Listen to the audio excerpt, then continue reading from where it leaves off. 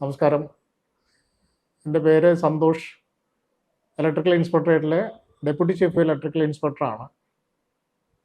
ഞാനൊരു പ്രധാന വിഷയവുമായിട്ടാണ് നിങ്ങളുടെ മുന്നിൽ ഇന്ന് വന്നിരിക്കുന്നത്.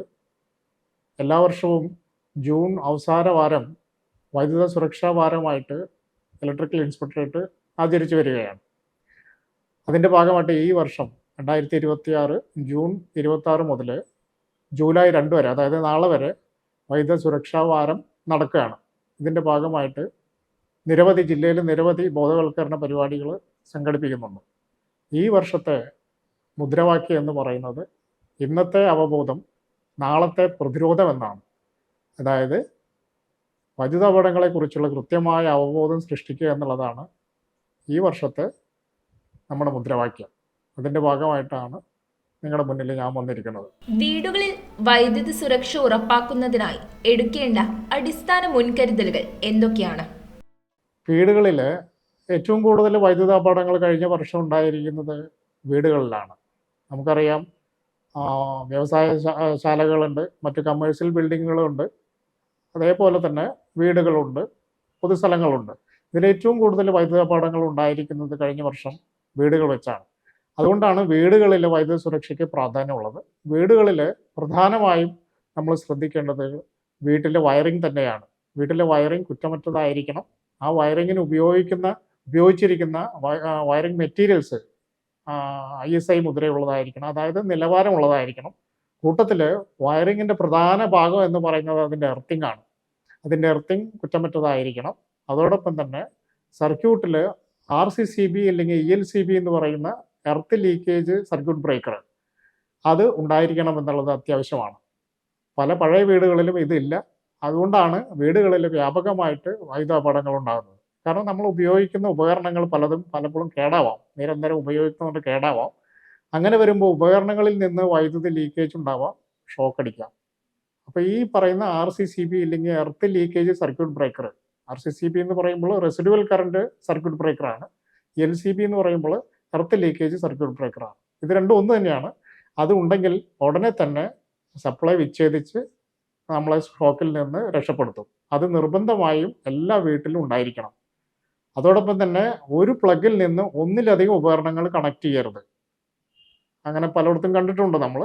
ഒരു പ്ലഗിൽ നിന്ന് ഒരു ഉപകരണം മാത്രമേ കണക്ട് ചെയ്യാവൂ, ഒന്നിലധികം ഉപകരണങ്ങൾ കണക്ട് ചെയ്യരുത്.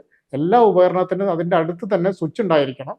പിന്നെ നിങ്ങളുടെ മെയിൻ സ്വിച്ച് കാര്യക്ഷമമായി പ്രവർത്തിക്കുന്നതായിരിക്കണം. നിങ്ങൾക്ക് ഈസിലി ആക്സസിബിൾ ആയിരിക്കണം. പെട്ടെന്ന് തന്നെ പോയി സപ്ലൈ ഓഫ് ചെയ്യാനുള്ള സ്ഥലത്തായിരിക്കണം നിങ്ങളുടെ മെയിൻ സ്വിച്ച് ഉണ്ടാകേണ്ടത്. ഇത്രയും ചെയ്തു കഴിഞ്ഞാൽ വീടിലെ വൈദ്യുത അപകടങ്ങൾ നമുക്ക് നല്ല രീതിയിൽ ഒഴിവാക്കാൻ കഴിയും. വീടുകളിലും സ്ഥാപനങ്ങളിലും വയറിംഗ് ജോലികൾ ചെയ്യുന്നതിന് മുൻപ് ശ്രദ്ധിക്കേണ്ട കാര്യങ്ങൾ എന്തൊക്കെ? വീടുകളിലും സ്ഥാപനങ്ങളിലൊക്കെ വയറിംഗ് ചെയ്യാനായിട്ട് സർക്കാർ Kerala state licensing board rule അനുസരിച്ച് ലൈസൻസ് കൊടുത്തവരുണ്ട്. ഇത് പഠിച്ച് അതിന് ക്വാളിഫിക്കേഷൻ നേടിയിട്ടുള്ള വ്യക്തികളുണ്ട്. അവരെയാണ് നമ്മൾ ഇലക്ട്രീഷ്യൻ അല്ലെങ്കിൽ കോൺട്രാക്ടർ, സൂപ്പർവൈസർ എന്നൊക്കെ പറയുന്നത്. അപ്പോൾ ഈ ഇലക്ട്രിക്കൽ മേഖലയിൽ വർക്ക് ചെയ്യുന്ന ഇലക്ട്രീഷ്യൻ, കോൺട്രാക്ടർ, സൂപ്പർവൈസർ ഇവരൊക്കെ അടങ്ങുന്ന ആൾക്കാരാണ് ഈ വക ജോലികൾ ചെയ്യേണ്ടത്. അതേപോലെ നിങ്ങളുടെ വീടിലോ സ്ഥാപനങ്ങളിലോ വയറിംഗ് നടത്തേണ്ടത് ഇവരാണ്. അതുകൊണ്ട് ലൈസൻസ് ഉള്ളവരെ കൊണ്ട് മാത്രം, ലൈസൻസ് ഉള്ള ഇലക്ട്രീഷ്യനോ കോൺട്രാക്ടറോ അവർ മുഖേന മാത്രമേ ചെയ്യാവൂ. ഇതൊരു സ്പെഷ്യൽ സ്കിൽഡ് വർക്കാണ്. അതുകൊണ്ട് പാതി അറിവുള്ളവർ ചെയ്തു കഴിഞ്ഞാൽ അത് അപകടം വിളിച്ചു വരുത്തും. അതുകൊണ്ട് തീർച്ചയായിട്ടും അറിവുള്ളവരെ കൊണ്ട് മാത്രം ചെയ്യിക്കണം. അതോടൊപ്പം തന്നെ നമ്മൾ മേടിക്കുന്ന വയറിംഗ് മെറ്റീരിയൽസ്, അത് സ്വിച്ച് ആയിക്കോട്ടെ, വയറായിക്കോട്ടെ, എർത്ത് പിറ്റിൻ്റെ റോഡായിക്കോട്ടെ, എന്തായിക്കോട്ടെ, അതെല്ലാം ആവശ്യത്തിന് ക്വാളിറ്റി ഉണ്ടെന്ന് ഉറപ്പുവരുത്തണം. അതായത് ISI മുദ്രയുള്ളതാണെന്ന് നിങ്ങൾ ഉറപ്പുവരുത്തണം. കാരണം നമ്മൾ ഏത് സ്ഥാപനമായാലും വീട്ടിലായാലും നമ്മൾ കുറേ വർഷത്തേക്ക് വേണ്ടിയാണ് ഈ ഇൻവെസ്റ്റ്മെൻറ്റ്. അതുകൊണ്ട് നിലവാരമുള്ള വയറിംഗ് മെറ്റീരിയൽ ഉപയോഗിച്ചുകൊണ്ട് തന്നെ വർക്ക് ചെയ്യണം. അതും ക്വാളിഫൈഡ് ആയിട്ടുള്ള ആൾക്കാരെ കൊണ്ട് വെച്ച് മാത്രം ചെയ്യിക്കണം. എന്താണ് വൈദ്യുതി വേലി? ഇത് സ്ഥാപിക്കുന്നതിനുള്ള നടപടികൾ എന്തെല്ലാം? വൈദ്യുത വേലി സാധാരണയായിട്ട് ഉപയോഗിച്ച് വരുന്നത് പല കാര്യത്തിന് വൈദ്യുത വേലി ഉപയോഗിക്കാം. ഇവിടെ മൃഗങ്ങളുടെ ശല്യം, വന്യമൃഗങ്ങളുടെ ശല്യം ഒഴിവാക്കുന്നതിന് വേണ്ടിയാണ് വീടിന് ചുറ്റും, സ്ഥാപനങ്ങളുടെ ചുറ്റുമൊക്കെ ഈ വൈദ്യുത വേലി ചെയ്യുന്നത്. സെക്യൂരിറ്റി പർപ്പസിനും വൈദ്യുത വേലി ചെയ്യാറുണ്ട്. പക്ഷേ വ്യാപകമായി നമ്മുടെ നാട്ടിൽ കണ്ടുവരുന്നത് ഈ മൃഗങ്ങളിൽ നിന്നുള്ള ശല്യം ഒഴിവാക്കാൻ വേണ്ടിയാണ്. അത് ഒരു തെറ്റിദ്ധാരണയുണ്ട്. വൈദ്യുതി നേരിട്ടുള്ള സപ്ലൈ എടുത്ത്, അതായത് KCBയിൽ നിന്ന് കിട്ടുന്ന അല്ലെങ്കിൽ വേറെ ഏതെങ്കിലും സപ്ലൈ സോഴ്സിൽ നിന്ന് കിട്ടുന്ന 230 വോൾട്ട് അത് നേരെ തന്നെ വേലിയിലേക്ക് കൊടുക്കാം എന്നുള്ളതാണ് ചിലർ ധരിക്കുന്നത്. പക്ഷെ അത് തെറ്റായ കാര്യമാണ്. വൈദ്യുത വേലിയിലേക്ക് കൊടുക്കേണ്ടത് ആ, ഈ എനർജി ഫെൻസ് എനർജൈസർ എന്ന് പറഞ്ഞ ഡിവൈസ് ഉണ്ട്. ഫെൻസ് എനർജൈസർ, അതിൻ്റെ ഔട്ട്പുട്ടാണ് കൊടുക്കേണ്ടത്. അതിൻ്റെ ഔട്ട്പുട്ട് എന്ന് പറഞ്ഞാൽ 230 വോൾട്ട് ഇല്ല, അത് പൾസാണ് വരുന്നത്, പൾസാണ്. അപ്പോൾ അതായത് ഇവിടെ ഉദ്ദേശം മൃഗങ്ങളെ കൊല്ലുക എന്നുള്ളതല്ല, അവർക്ക് ഷോക്ക് അടിപ്പിച്ച് തിരിച്ചു വിടുക എന്നുള്ളതാണ്. അപ്പം അതുകൊണ്ട് പൾസാണ് ഉള്ളത്. അപ്പോൾ ആ ഡിവൈസ് വെക്കണം. ഫെൻസ് എനർജൈസർ എന്നാണ് അതിന് പറയുന്നത്. ആ ഡിവൈസിലൂടെയുള്ള സപ്ലൈ ആണ് കൊടുക്കേണ്ടത്. അത് സോളാറിൽ നിന്ന് സപ്ലൈ ആവാം, ഇല്ലെങ്കിൽ വീട്ടിൽ നിന്നുള്ള സപ്ലൈ ആവാം. KCB നേരിട്ട് കണക്ഷനും കൊടുക്കാറുണ്ട്. അങ്ങനെയുള്ള സപ്ലൈ നേരിട്ട് ഫെൻസ് എനർജൈസറിലേക്ക് കൊടുക്കുക. അതിൽ നിന്നുള്ള സപ്ലൈ ആണ് ഫെൻസിലേക്ക് കൊടുക്കേണ്ടത്. അപ്പോൾ ഇത് ചെയ്യാൻ ഫെൻസ് ചെയ്യേണ്ടത് ഒരു B class contractor, minimum B class contractor മുഖേനയാണ് ചെയ്യേണ്ടത്. അത് അങ്ങനെ ചെയ്തതിന് ശേഷം ഇലക്ട്രിക്കൽ ഇൻസ്പെക്ടറേറ്റിൽ നിന്ന് അനുമതിയും വാങ്ങേണ്ടതുണ്ട്. എങ്കിൽ മാത്രമേ അംഗീകൃത ഫെൻസ് ആവുന്നുള്ളൂ. അല്ലെങ്കിൽ ഇത്തരം ഫെൻസിൽ നിന്നുള്ള അപകടങ്ങൾ ഉണ്ടായിക്കഴിഞ്ഞാൽ അത് വെച്ച ആൾക്ക് ജയിൽ ശിക്ഷ വരെ കിട്ടാനുള്ള വകുപ്പുണ്ട്. അതുകൊണ്ട് തീർച്ചയായിട്ടും ഇങ്ങനെയുള്ള മൃഗങ്ങളുടെ ശല്യത്തിൽ നിന്ന് ഒഴിവാകണമെങ്കിൽ ശരിയായ രീതിയിൽ B ക്ലാസ് കോൺട്രാക്ടർ വഴി ഫെൻസ് എനർജൈസർ വഴി ഉള്ള ഇലക്ട്രിക് ഫെൻസ് സ്ഥാപിക്കുകയും ഇലക്ട്രിക്കൽ ഇൻസ്പെക്ടറേറ്റിൽ നിന്നുള്ള അനുമതി നേടുകയും ചെയ്യണം. വൈദ്യുതി ലൈനിൽ നിന്നും അപകടങ്ങൾ ഒഴിവാക്കാൻ എന്തെല്ലാം കാര്യങ്ങൾ ശ്രദ്ധിക്കണം? നമുക്കെല്ലാവർക്കും അറിയാം, നമ്മുടെ പരിസരങ്ങളിലൊക്കെ KCBയുടെ വൈദ്യുതി ലൈൻ പല വോൾട്ടേജിലുള്ളത് കടന്നു പോകുന്നുണ്ട്. ഈ വൈദ്യുതി ലൈനുമായിട്ട് നമ്മുടെ വീടുകളിലുള്ള മരങ്ങളെല്ലാം സമ്പർക്കത്തിൽ വരുന്നുണ്ട്.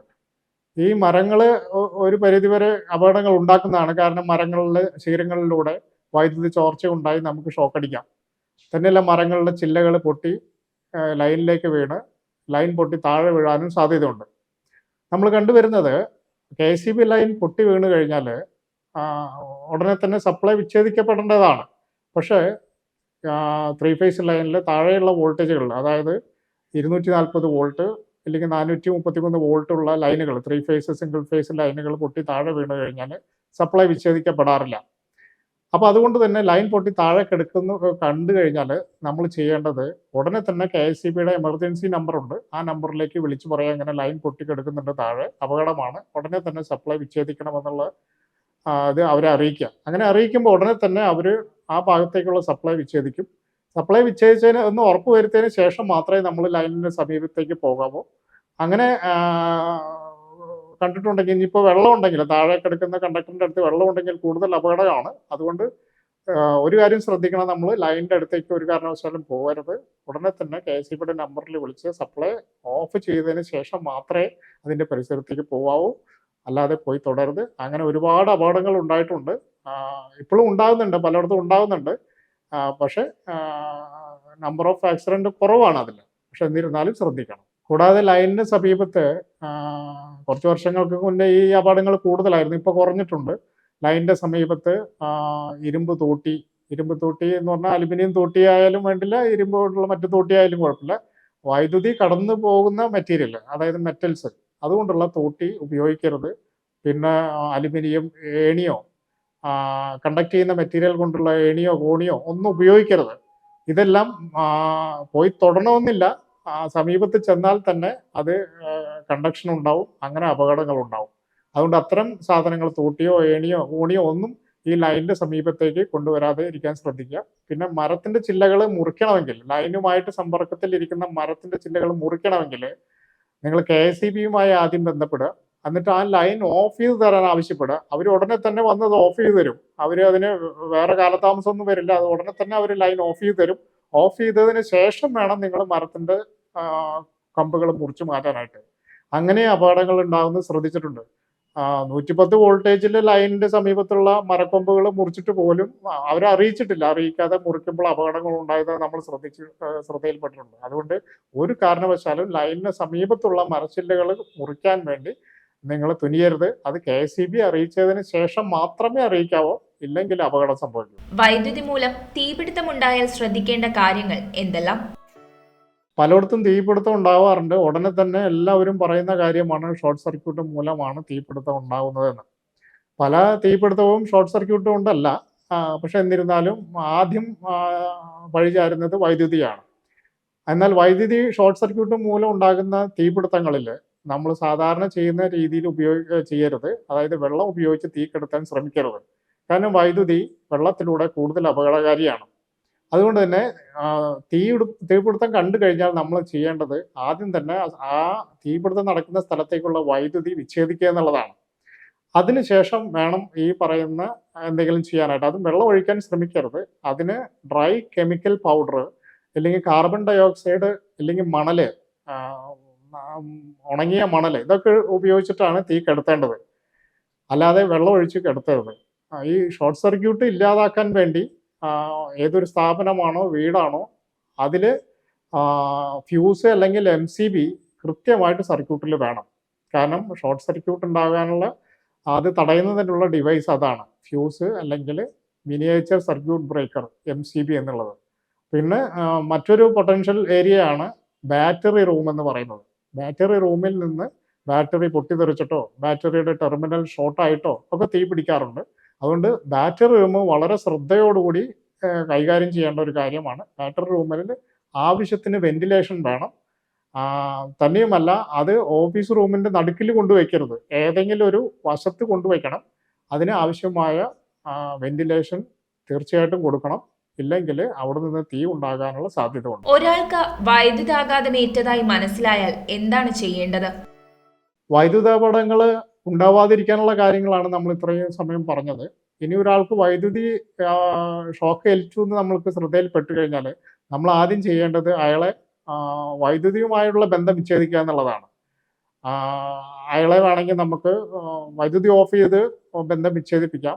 ഇല്ലെങ്കിൽ ഏതെങ്കിലും ഉണങ്ങിയ മരക്കമ്പോ മറ്റേതെങ്കിലും കറണ്ട് കടത്തിവിടാത്ത മെറ്റീരിയൽ ഉപയോഗിച്ച് അയാളെ ഇതിൽ നിന്ന് തട്ടിമാറ്റാം.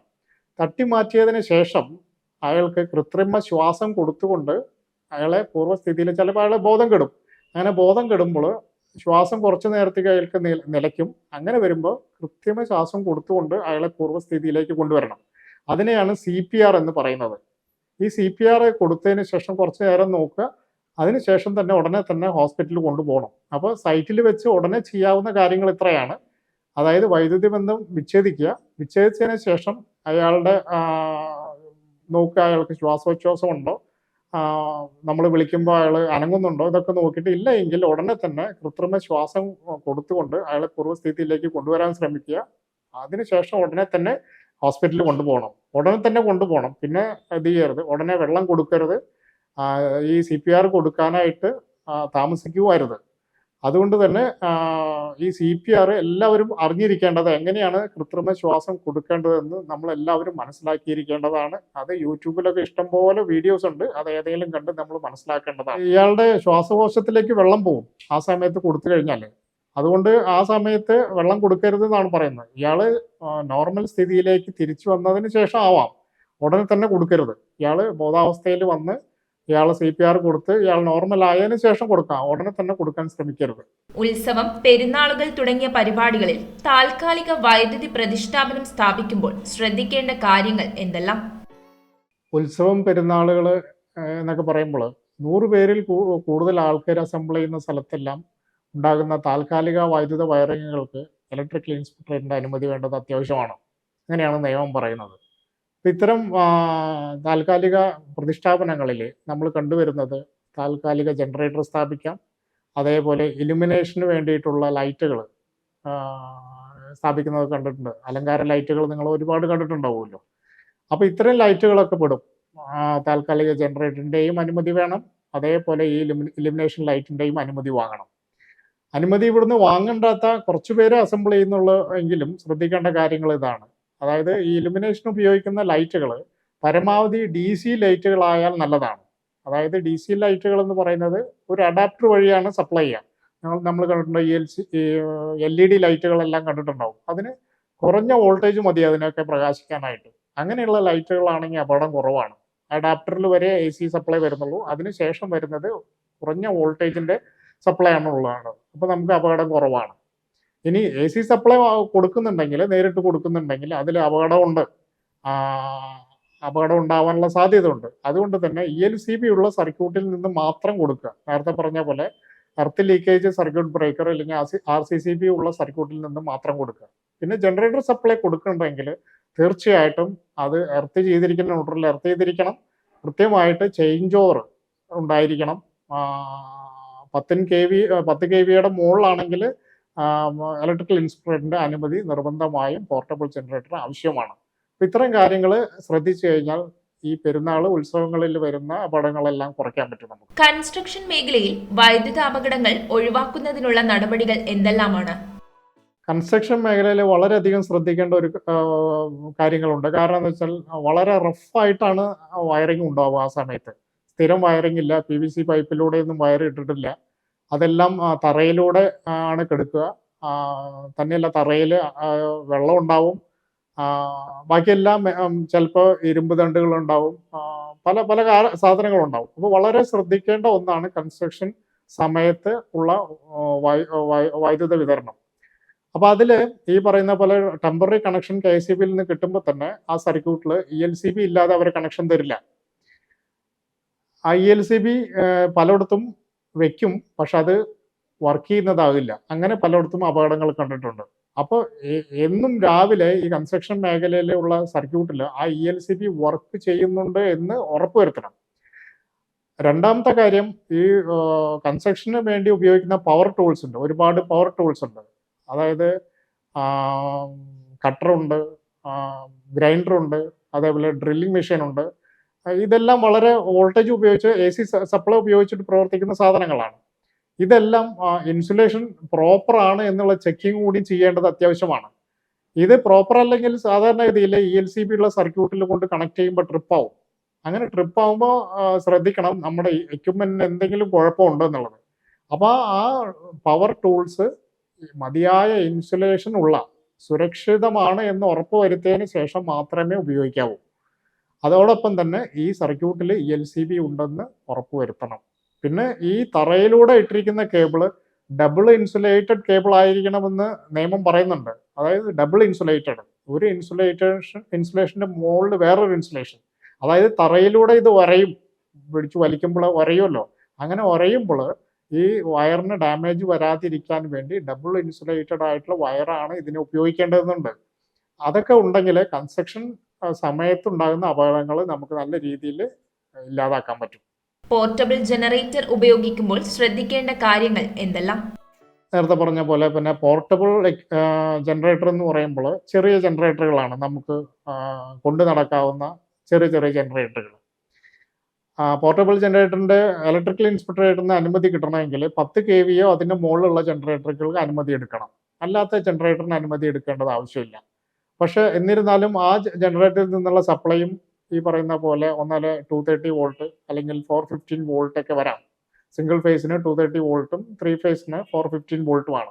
അപ്പോൾ ഈ ജനറേറ്റർ ഉപയോഗിക്കുമ്പോൾ ഈ പറയുന്ന പോലെ KCB സപ്ലൈയുമായിട്ട് നമ്മൾ ബന്ധപ്പെടുത്തുന്നുണ്ടെങ്കിൽ അവിടെ ചേഞ്ച് ഓവർ സ്ഥാപിക്കണം. സിംഗിൾ ഫേസ് ആണെങ്കിൽ 2 പോളുള്ള, ന്യൂട്രലും ഫേസിനും 2 പോളുള്ള ചേഞ്ച് ഓവർ വയ്ക്കണം. 3 ഫേസ് ആണെങ്കിൽ 4 പോൾ ചേഞ്ച് ഓവർ വയ്ക്കണം. ആ ചേഞ്ച് ഓവറിലൂടെ വേണം നമ്മൾ കൈകാര്യം ചെയ്യാൻ. പിന്നെ അതിൻ്റെ ന്യൂട്രൽ എന്തായാലും സിംഗിൾ ഫേസിൻ്റെയും 3 ഫേസിൻ്റെയും ഒക്കെ എർത്ത് ചെയ്യണം. എർത്ത് ചെയ്തതിന് ശേഷം ഉപയോഗിക്കാവൂ. ഇല്ലെങ്കിൽ എർത്ത് ചെയ്തിട്ടില്ലെങ്കിൽ എന്തെങ്കിലും ഷോക്ക് ഉണ്ടാവുകയാണെങ്കിൽ അത് ട്രിപ്പ് ആവില്ല. അതുകൊണ്ട് തന്നെ സിംഗിൾ ഫേസിൻ്റെ ആയാലും 3 ഫേസിൻ്റെ ആയാലും ജനറേറ്ററിൻ്റെ ന്യൂട്രൽ എർത്ത് ചെയ്യണം. അതോടൊപ്പം തന്നെ ശരിയായ രീതിയിലുള്ള ചേഞ്ച് ഓവർ വേണം. കൂടാതെ ജനറേറ്റർ പ്രവർത്തിക്കുമ്പോൾ മറ്റ് സർക്യൂട്ടുകൾ ബന്ധപ്പെടുത്തുമ്പോൾ തന്നെ നമ്മൾ ശ്രദ്ധിക്കേണ്ടതാണ്, KCBയിലേക്ക് സപ്ലൈ തിരിച്ചു പോവാതിരിക്കാൻ. ചിലപ്പോൾ അങ്ങനത്തെ കേസ് ഉണ്ടാവാറുണ്ട്. KCB supply DG supply, generator supply KCBയിലേക്ക് തിരിച്ചു പോകുന്ന അവസ്ഥ ഉണ്ടാവാറുണ്ട്. അതിൻ്റെ കാരണം ഈ പറയുന്ന ചേഞ്ച് ഓവർ ശരിയല്ലാത്തത് കൊണ്ടാണ്. അപ്പോൾ കൃത്യമായ ചേഞ്ച് ഓവർ വേണം, ന്യൂട്രൽ എർത്ത് ചെയ്യണം, ജനറേറ്ററിൻ്റെ ബോഡിയും എർത്ത് ചെയ്യണം. ഇത് ശ്രദ്ധിക്കേണ്ട അത്യാവശ്യമാണ്. പെർമിഷൻ എടുക്കേണ്ടത്, ഇൻസ്പെക്ടറിന്റെ പെർമിഷൻ എടുക്കേണ്ടത് 10 kVയോ അതിന് മുകളിലുള്ളതാണ്. വയറിംഗ് മെറ്റീരിയലുകളിലുള്ള ISI മാർക്ക് വ്യാജമാണോ ഒറിജിനൽ ആണോ എന്ന് എങ്ങനെ തിരിച്ചറിയാം? നമുക്കറിയാം, നമ്മുടെ കടകളിൽ ISI മുദ്രയുള്ള ഒരുപാട് വയറിംഗ് മെറ്റീരിയൽസ് ഉണ്ട്. അതിൽ ചില വയറിംഗ് മെറ്റീരിയൽസിലുള്ള ISI മാർക്ക് വ്യാജനായെന്ന് ചിലത് കാണാൻ കഴിഞ്ഞിട്ടുണ്ട്. അപ്പോൾ ഒരു കൺസ്യൂമർ എന്നുള്ള രീതിയിൽ അല്ലെങ്കിൽ ഒരു പബ്ലിക്കിന് എങ്ങനെയാണ് ഇത് തിരിച്ചറിയാം? ഈ ISI മുദ്ര വ്യാജനാണോ ഒറിജിനൽ ആണോ എങ്ങനെയാണ് വളരെ സിമ്പിൾ ആയിട്ടുള്ള ഒരു മെത്തേഡ് ഉണ്ട്. അതായത് നമ്മുടെ എല്ലാ മൊബൈലിൽ പ്ലേ സ്റ്റോർ ഉണ്ടല്ലോ, മൊബൈൽ പ്ലേ സ്റ്റോർ നമ്മൾ സോഫ്റ്റ്വെയർ ഒക്കെ ഡൗൺലോഡ് ചെയ്യുന്ന അത് തന്നെയാണല്ലോ. അതിൽ ബ്യൂറോ ഓഫ് ഇന്ത്യൻ സ്റ്റാൻഡേർഡിന്റെ ഒരു ആപ്പ് ഉണ്ട്, BIS കെയർ എന്നാണ് അതിന്റെ പേര്, BIS കെയർ. അതായത് ബ്യൂറോ ഓഫ് ഇന്ത്യൻ സ്റ്റാൻഡേർഡിന്റെ കെയർ എന്ന് പറയുന്ന ഒരു ആപ്പ്. അത് ഡൗൺലോഡ് ചെയ്ത് വെച്ച് കഴിഞ്ഞാൽ അതിലൂടെ നമുക്ക് ചെക്ക് ചെയ്യാൻ പറ്റും. അതിൽ ഈ പറയുന്ന ISI ചെക്കിന് വേണ്ടിയുള്ള ഒരു എംബ്ലം ഉണ്ട്. അതിൽ ക്ലിക്ക് ചെയ്ത് കഴിഞ്ഞാൽ, അതിൽ കയറി കഴിഞ്ഞാൽ അവർ ചോദിക്കും ഏത് പ്രോഡക്റ്റ് ആണ് എന്ന് ചോദിക്കും. ആ പ്രോഡക്റ്റിന്റെ മാനുഫാക്ചർ ലൈസൻസ് നമ്പർ അതും ഉണ്ടാവും, ഒരു CML നമ്പർ എന്ന് പറയും, CML നമ്പർ. ആ നമ്പർ അടിച്ചു കൊടുത്തു കഴിഞ്ഞാൽ ഇതിന്റെ ഹിസ്റ്ററി കാണിക്കും, ഈ എക്യുപ്മെന്റിന്റെ ഹിസ്റ്ററി കാണിക്കും. അതിന് ലൈസൻസ് ഉണ്ടോ, അത് ആരാണ് പ്രൊഡ്യൂസ് ചെയ്യുന്നത്, ഇതെന്നാണ് മാനുഫാക്ചർ ചെയ്തത്, എത്ര വരെ അവർക്ക് ISI ലൈസൻസ് ഉണ്ട്, ഈ മുഴുവൻ കാര്യങ്ങളും അതിൽ കാണിക്കും. വ്യാജനാണെങ്കിൽ ഈ ഡീറ്റെയിൽസ് ഒന്നും ഉണ്ടാവില്ല. അപ്പോൾ BIS കെയർ എന്ന് പറഞ്ഞ ആപ്പിലൂടെ ഒരു കൺസ്യൂമർക്ക് അല്ലെങ്കിൽ ഒരു പൊതുജനത്തിന് കടയിൽ വെച്ച് തന്നെ ചെക്ക് ചെയ്യാം ഇത് വ്യാജനാണോ ഒറിജിനൽ ആണോ എന്നുള്ളത്. അപ്പോൾ നമ്മുടെ വീട്ടിലേക്ക് മേടിക്കുന്ന വയറിംഗ് മെറ്റീരിയൽ നമ്മൾ തീർച്ചയായിട്ടും ഇത് ചെക്ക് ചെയ്യണം. വ്യാജ മെറ്റീരിയൽ ഉണ്ട്, അതുകൊണ്ട് നമ്മൾ ശ്രദ്ധിക്കണം. ഇത് ചെക്ക് ചെയ്ത് കഴിഞ്ഞാൽ ഉടനെ തന്നെ നമുക്ക് പറയാം ഇത് വ്യാജനാണ്, ഇത് വേണ്ട, സ്റ്റാൻഡേർഡ് ഉള്ള സാധനം എനിക്ക് തരണം എന്ന് പറഞ്ഞാൽ ഉടനെ തന്നെ കടയിൽ നിന്ന് മാറ്റി കിട്ടും. അതിന് യാതൊരു തർക്കവുമില്ല. അപ്പോൾ ഇത് നിങ്ങൾ അറിഞ്ഞിരിക്കേണ്ടതാണ്. കൂടാതെ കടയിൽ നിന്ന് കിട്ടുന്ന പ്ലാസ്റ്റിക് വയറുകളുണ്ട്, വളരെ വില കുറഞ്ഞ പ്ലാസ്റ്റിക് വയറുകളുണ്ട്. ആ പ്ലാസ്റ്റിക് വയറുകൾ നിലവാരമില്ലാത്തതാണ്, അത് നിങ്ങൾ മേടിച്ച് ഉപയോഗിക്കരുത്. പല വീടുകളിലും അപകടം ഉണ്ടായിരിക്കുന്നതിൻ്റെ പ്രധാന വില്ലൻ ഈ പ്ലാസ്റ്റിക് വയറാണ്. കാരണം അത് ഗ്രില്ലിലൂടെ മറ്റുമൊക്കെ ചുറ്റിയെടുക്കും. നമ്മൾ പുറത്തേക്ക് ലൈറ്റ് ഇടാനോ വേറെ എന്തോ മോട്ടർ വെക്കാനൊക്കെ ആയിട്ട് നമ്മൾ ഗ്രില്ലിലൂടെ ചുറ്റിയെടുക്കും. ഇങ്ങനെ ചുറ്റിയെടുത്തിട്ട് ആ ചുറ്റല് എന്ത് സംഭവിക്കുന്നത് വെച്ചാൽ അതിൻ്റെ ഇൻസുലേഷൻ നഷ്ടപ്പെടും. ഇൻസുലേഷൻ നഷ്ടപ്പെട്ടിട്ട് ഈ വയറിൽ നിന്നുള്ള സപ്ലൈ ഗ്രില്ലിലേക്ക് വരും. അങ്ങനെ ഗ്രില്ല് ലൈവാവും. ഗ്രില്ല് പിടിക്കുന്നവർക്ക് ഷോക്ക് കിട്ടി മരണം സംഭവിച്ച കേസുകൾ ഒരുപാടുണ്ട്. അതുകൊണ്ട് പ്ലാസ്റ്റിക് വയർ, കടയിൽ നിന്ന് കിട്ടുന്ന പ്ലാസ്റ്റിക് വയർ അപകടങ്ങൾ ഉണ്ടാകുന്നതിന് പ്രധാന കാരണമാണ്. അത് ശ്രദ്ധിക്കണം, അത് മേടിക്കരുത്, അത് ഉപയോഗിക്കരുത്. ഇലക്ട്രിക്കൽ ഇൻസ്പെക്ടറേറ്റ് ഡിപ്പാർട്ട്മെന്റ് എന്ന് പറഞ്ഞാൽ KSEB അല്ല, ഇത് വൈദ്യുത സുരക്ഷയും വൈദ്യുത സ്റ്റാൻഡേർഡുകളും നടപ്പാക്കുന്ന ഒരു ഡിപ്പാർട്ട്മെന്റാണ്. KSEBയുമായിട്ട് യാതൊരു ബന്ധവുമില്ല. ഇതിന്റെ മിനിസ്റ്റർ രണ്ടുപേർക്കും ഒന്നാണ്. KSEBയുടെയും ഇലക്ട്രിക്കൽ ഇൻസ്പെക്ടറേറ്റിന്റെയും മിനിസ്റ്റർ ഒന്നാണെങ്കിലും ഇത് രണ്ടും രണ്ടാണ്. KSEB ബോർഡാണ്, ഇത് ഡിപ്പാർട്ട്മെന്റാണ്. KSEBയുടെ പ്രവർത്തനങ്ങൾ സപ്ലൈ കൊടുക്കുക എന്നുള്ളതും നമ്മുടെ പ്രവർത്തനം എന്ന് പറയുന്നത് വൈദ്യുത നിയമങ്ങൾ നടപ്പാക്കുക എന്നുള്ളതുമാണ്. അതുകൊണ്ട് ഇത് രണ്ടും രണ്ടാണ്. ഇൻസ്പെക്ടറേറ്റിലാണ് ഈ പറയുന്ന വൈദ്യുത അപകടങ്ങൾ ഉണ്ടാകുമ്പോൾ അന്വേഷിക്കേണ്ട ഉത്തരവാദിത്തം ഇൻസ്പെക്ടറേറ്റിനാണ്. ഇൻസ്പെക്ടറേറ്റാണ് അന്വേഷിച്ചിട്ട് അതിൻ്റെ റിപ്പോർട്ട് കൊടുക്കുന്നത്. അതിൻ്റെ ഭാഗമായിട്ട് കുറ്റം ചെയ്തവർക്ക് ശിക്ഷയും കൊടുക്കുന്നുണ്ട്. പലരും വൈദ്യുത നിയമം അനുസരിച്ച് ശിക്ഷിക്കപ്പെട്ടിട്ടുണ്ട്. അതുകൊണ്ട് നിങ്ങളുടെ വീട്ടിലുണ്ടാകുന്ന വൈദ്യുത അപകടങ്ങൾക്ക് ഉത്തരവാദി നിങ്ങൾ തന്നെയാണ്, വേറെ ആരുമല്ല. ചില കേസുകളിൽ ഭാര്യയ്ക്ക് വൈദ്യുത ഷോക്ക് വരും. അവിടെ ഉത്തരവാദിയായിട്ട് വരുന്നത് ഭർത്താവാണ്. കാരണം കുടുംബനാഥൻ ഭർത്താവാണ്. അതുകൊണ്ട് കുടുംബനാഥനായിരിക്കും ഉത്തരവാദിത്തം വരിക. അപ്പോൾ അത് ശ്രദ്ധിക്കുക. നിങ്ങളുടെ വീട്ടിലുണ്ടാകുന്ന എല്ലാ വൈദ്യുത അപകടങ്ങൾക്കും ഉത്തരവാദി നിങ്ങൾ തന്നെയായിരിക്കും, വേറെ ആരുമല്ല. അതുകൊണ്ട് നിങ്ങളാണ് നിങ്ങളുടെ വീട്ടിലെ സുരക്ഷ ഉറപ്പാക്കേണ്ടത്, വേറെ അല്ല, KSEB അല്ല. അപ്പോൾ അതുകൊണ്ട് നിങ്ങൾ എത്രയും പെട്ടെന്ന് ഈ വക വൈദ്യുത സുരക്ഷാ സംവിധാനങ്ങൾ വീട്ടിൽ സജ്ജമാക്കണം. ഇൻസ്പെക്ടറേറ്റിൻ്റെ സഹായം നിങ്ങൾക്കുണ്ടാവും. ഇൻസ്പെക്ടറേറ്റിൽ വന്നാൽ എന്തെല്ലാമാണ് കൂടുതൽ ചെയ്യേണ്ടത് എന്നുള്ള വിശദമായ കാര്യങ്ങൾ നിങ്ങൾക്ക് പറഞ്ഞു തരുന്നതാണ്. നിങ്ങളെല്ലാവരും നിങ്ങളെ സഹായിക്കാനുണ്ട്. കഴിഞ്ഞ വർഷം ഈ എറണാകുളം ജില്ലയിൽ വൈദ്യുത അപകടങ്ങളിലൂടെ 21 ജീവനാണ് നമുക്ക് നഷ്ടപ്പെട്ടിട്ടുള്ളത്. അതുകൊണ്ടാണ് ഇത്രയും വിപുലമായിട്ട് വൈദ്യുത സുരക്ഷാ വാരം നമ്മൾ ആചരിക്കുന്നത്, ഇത്രയും മെസ്സേജ് നിങ്ങളിലേക്ക് എത്തിക്കുന്നത്. നിങ്ങളുടെ എല്ലാവരുടെയും സഹകരണം ഉണ്ടെങ്കിൽ നമുക്ക് ഈ വൈദ്യുത അപകടങ്ങൾ കുറച്ചു കൊണ്ടുവരാനാകൂ. നിങ്ങൾ ആണ് കൂടുതൽ ശ്രദ്ധിക്കേണ്ടത്. കാരണം വീടുകളിലാണ് ഏറ്റവും കൂടുതൽ അപകടങ്ങൾ ഉണ്ടായിട്ടുള്ളത്. അതുകൊണ്ട് ഒരു കാരണവശാലും നിങ്ങൾ ഈ വൈദ്യുത സുരക്ഷയുമായിട്ട് ഒരു കോംപ്രമൈസും ചെയ്യരുത്. നിങ്ങളുടെ വീട്ടിൽ ഇന്ന് തന്നെ പോയിട്ട് നിങ്ങൾ ELCBയോ RCCBയോ ഇത് രണ്ടും ഒന്ന് തന്നെയാണ്. അത് നിങ്ങൾ 1500 രൂപ സിംഗിൾ ഫേസിന് വില വരൂ. 3 ഫേസിനാണെങ്കിൽ ഒരു 3000 രൂപയെ വില വരുള്ളൂ. അത് മേടിച്ച് ഉടനെ തന്നെ നിങ്ങൾ നിങ്ങളുടെ മെയിൻ സ്വിച്ചിൽ വെക്കണം. എങ്കിൽ നിങ്ങളുടെ വീട്ടുകാരും കുട്ടികളും എല്ലാവരും സുരക്ഷിതമായിരിക്കും. എത്രയും പെട്ടെന്ന് നിങ്ങളത് മേടിച്ച് വെക്കണം. നമുക്ക് 10ഉം 15ഉം രൂപയുള്ള മൊബൈലൊക്കെ മേടിക്കാൻ ഒരു കുഴപ്പമില്ല. പക്ഷേ ഈ ഉപകരണം മേടിച്ച് നിങ്ങൾ വെക്കുകയാണെങ്കിൽ വീട്ടിലുള്ളവരുടെ സുരക്ഷ ഉറപ്പാണ്. അതുകൊണ്ട് എത്രയും പെട്ടെന്ന് അത് മേടിച്ച് വെക്കണം. എല്ലാവരും സഹകരിക്കണം എന്നുള്ളതാണ് എനിക്ക് ഈ വേളയിൽ അഭ്യർത്ഥിക്കാനുള്ളത്. നമസ്കാരം.